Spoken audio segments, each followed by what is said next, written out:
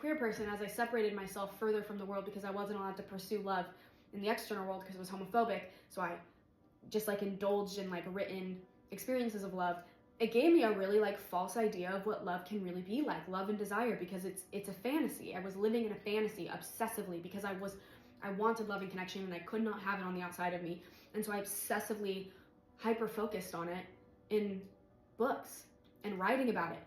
And then my idea of love was fake. It wasn't real. It like wasn't realistic anymore. And then I think like a lot of people, when it's like, will I ever like actually fall in love again because it's not like the person on the pages that I'm reading because they're not perfect anymore.